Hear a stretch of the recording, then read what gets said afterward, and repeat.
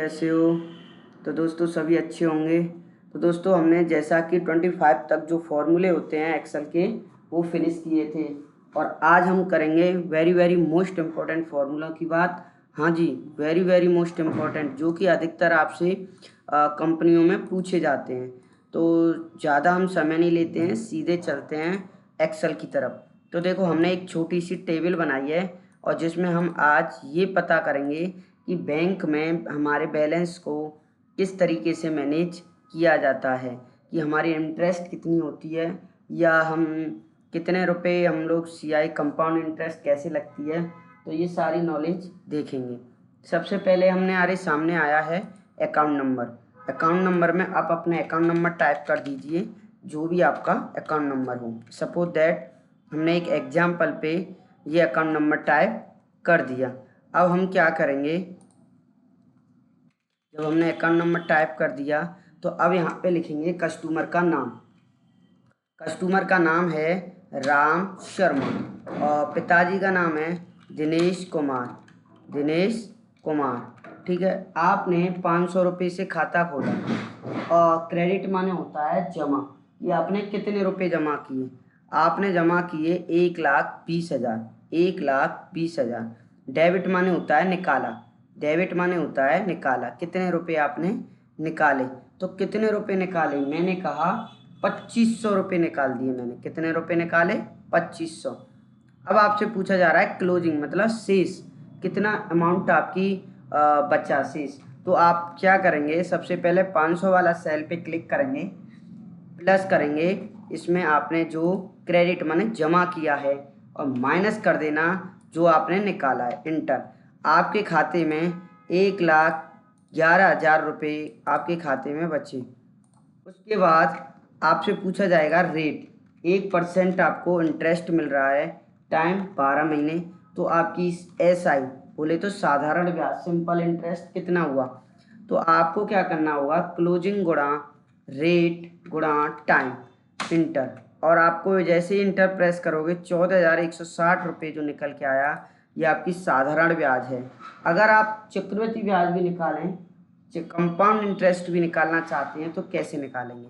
सबसे पहले आपको क्या करना पड़ेगा, क्लोजिंग गुणा bracket on 1 plus rate bracket बंद पावर टाइम माइनस क्लोजिंग, ये फॉर्मूला होता है। क्लोजिंग गुणा 1 प्लस रेट ब्रैकेट बंद पावर टाइम माइनस क्लोजिंग। तो ये इसमें कुछ 14,160 से ऊपर पैसे आए, 965 हो गए। इसका मतलब है इसमें कंपाउंड इंटरेस्ट जुड़ गई। अगर हम सीआई में थे, एसआई को माइनस कर देंगे तो ये 850 रुपये जो एक्स्ट्रा हैं, ये हमारी सात चक्रवृद्धि ब्याज आए, जो ब्याज पे ब्याज बोलते हैं। समझ में आ गया। चलिए नेक्स्ट एक और लेके चलते हैं हम आपको। देखो ये एक मैंने टेबल बनाई है, इसमें हमने कहीं पर ए, कहीं पर सी, कहीं पर राम, कहीं पर कुछ लिख दिया है।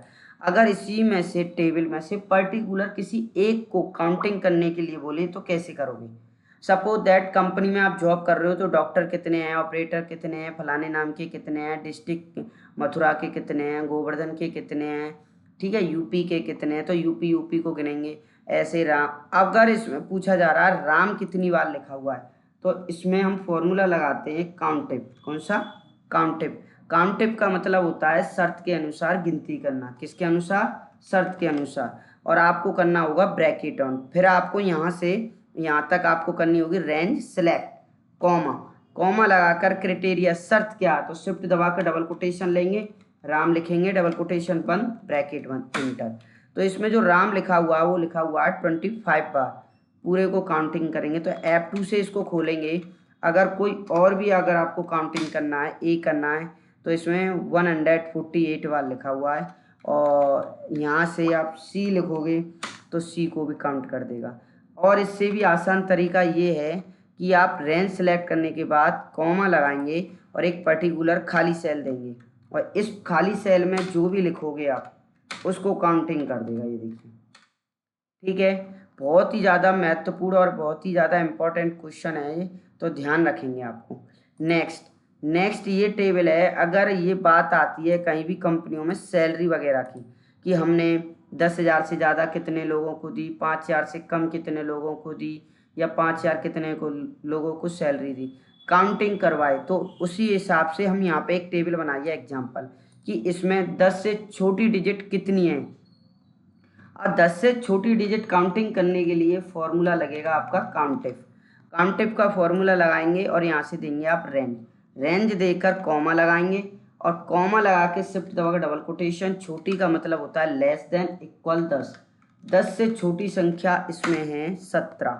और अगर आपसे पूछा जाए कि बड़ी कितनी है तो आपको ये सिंबल इधर घुमा देना है 94। और अगर आपसे पूछा जाए कि ओनली 10 कितनी बार है तो 3 बार। तो बहुत ही ईजी है, समझने की कोशिश करेंगे। नेक्स्ट देखो यही आ गया। अब आपसे पूछा जाएगा इसमें कि मुझे ये बताइए कि मैंने 15,000 से कम कितने लोगों को सैलरी दी, 15,000 से या 50,000 से कम। तो मैं बात करूँगा जैसे 30,000 से कम कितने लोगों को सैलरी दी। तो ये सब अधिकतर कंपनियों में क्या किया जाता है, पूछा जाता है। Formula countif, range, comma, double quotation, कम का मतलब होता है लेस देन, और 30,000 को लगाकर ही काउंट करके बताई। तो 30,000 को लगाकर हमने 5 लोगों को सैलरी दी है, क्या कम। ठीक है। अब एक मैं आपको एक टेबल समझाने जाऊंगा बहुत ही इम्पोर्टेंट, जो सबसे ज़्यादा महत्वपूर्ण है और सबसे ज़्यादा काम की टेबल है। उसको ज़रा ध्यान से समझेंगे। आज हम बनाएंगे कि हम किस प्रकार से एब्सेंट प्रेजेंट फिल करते हैं कंपनियों में। क्या एब्सेंट प्रेजेंट। तो यहाँ पे आपने इन दोनों को सिलेक्ट करके मर्ज करना है और इन दोनों को सिलेक्ट करके मर्ज, और इन दोनों को सिलेक्ट करके इस प्रकार टेबल बनाना है। यहाँ पे आपको 1 टाइप करना है, यहाँ पे आपको 2 टाइप करना है।